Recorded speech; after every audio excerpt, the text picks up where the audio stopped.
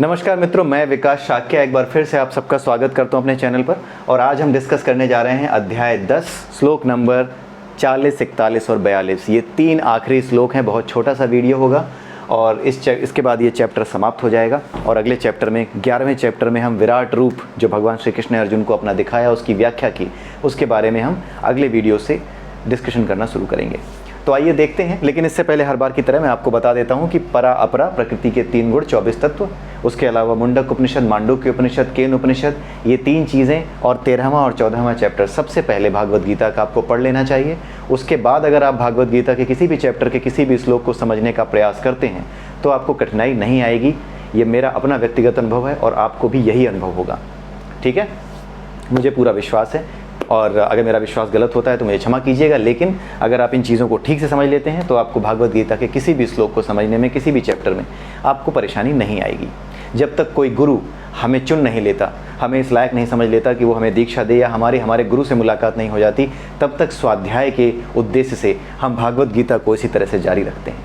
ठीक है, आइए देखते हैं 40वें, 41वें और 42वें श्लोक, जो 3 आखिरी श्लोक हैं, इसमें भगवान श्री कृष्ण क्या कह रहे हैं। भगवान श्री कृष्ण अर्जुन को सारी बातें जो उसके समझ में आने लायक थीं कि वो किस तरह से इतने विशाल हैं, किस तरह से वो इस अपरा प्रकृति में फैले हुए हैं, कहाँ कहाँ उनका प्रभाव है और वो किन किन रूपों में प्रकट होते हैं, ये सारी बातें उन्होंने अर्जुन को बताई हैं।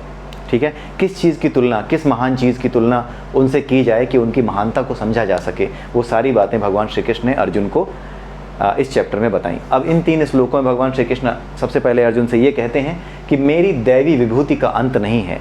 ये जितनी चीज़ें मैंने तुम्हें बताई अर्जुन, ये सिर्फ तुम्हारे समझने के लिए हैं। इनसे ज़्यादा भी मेरा विस्तार है जिसे तुम नहीं समझ सकते। इससे ज़्यादा भी चीज़ें हैं जिनमें मैं फैला हुआ हूँ, जिन रूपों में मैं प्रकट होता हूँ, जिन चीज़ों में मेरे अस्तित्व को महसूस किया जा सकता है, मेरे अंश को महसूस किया जा सकता है। ऐसी बहुत सी चीज़ें हैं, लेकिन जो कुछ मैंने तुम्हें बताया वो तुम्हारे समझने के लिए पर्याप्त है। ठीक है, वो संपूर्ण नहीं है, तुम्हारी समझ के लिए पर्याप्त है, जो तुम्हारी बुद्धि में समा सके उसके लिए पर्याप्त है, और मेरी अनंत विभूतियों का संकेत मात्र है। मतलब जितनी चीज़ें मैंने तुम्हें बताई हैं, जितनी विभूतियाँ या जितनी महानता मैंने तुम्हें अपनी बताई है, वो सारी की सारी केवल एक संकेत है कि मैं इस तरह से हूँ, और भी जगह फैला हुआ हूँ, और किस जगह फैला हुआ हूँ, कितना फैला हुआ हूँ, कितना विस्तृत हूँ, और मेरे और कौन कौन से गुण हैं, मेरी और कौन कौन सी विशेषताएं हैं, वो सारी तुम्हारे जानने लायक नहीं है, तुम्हारे समझ में आने लायक इतना ही है। इसलिए इतने को समझ लो और तुम मेरी विशालता को और मेरे जो अनंत विस्तार है उसको समझ सको। अगला श्लोक भगवान श्री कृष्ण कहते हैं, तुम जान लो कि सारा ऐश्वर्य, सौंदर्य तथा तेजस्वी सृष्टियाँ, सब कुछ, इसमें सब कुछ कवर कर लिया। सारा ऐश्वर्य, ऐश्वर्य मतलब मेरा विस्तार, मेरा जो पूरा का पूरा जो संपत्ति जिसको कहते हैं, वो सारी चीज़ें, जब उन्होंने बताया ना कि यक्ष गंधर्व सब, इनमें जितने भी संपत्तियां हैं और जितने भी ज्ञान हैं उन सब में यक्ष मैं हूँ, गंधर्व जो सभी अच्छे गाने वाले लोगों में चित्ररथ गंधर्व वो मैं हूँ, चित्ररथ गंधर्व सबसे अच्छा गाता है, तो उसकी तुलना अपने आप से उन्होंने की। तो ये जितनी भी चीज़ें हैं, जितना भी ऐश्वर्य इस संसार में मौजूद है, वो सब मुझसे है, बस इतना जान लो। और ये मेरे तेज के स्फुलिंग मात्र से उत्पन्न है, यानी परमात्मा जो कि परा में रहता है, परा में स्थित है, उसके एक छोटे से अंश से ये पूरा अपरा और इसकी सारी सृष्टियों में जितना भी ऐश्वर्य, जितना भी तेज और जितने भी सूर्य, चंद्रमा, जितने भी चीज़ें, नक्षत्र, सब कुछ विद्यमान हैं, ये सब के सब केवल मेरे तेज के एक स्फुलिंग मात्र से, यानी एक मेरे अंश मात्र से ये सब विस्तारित हैं। ठीक है, 42वें श्लोक में, आखिरी श्लोक में सबसे इंपॉर्टेंट बात कहते हैं भगवान श्री कृष्ण की, हे अर्जुन, इस विशद ज्ञान की, यानी इतने बड़े ज्ञान को जानने की आवश्यकता क्या है। बस इतना जान लो कि मैं तो अपने एक अंश मात्र से इस पूरी सृष्टि को धारण करता हूँ।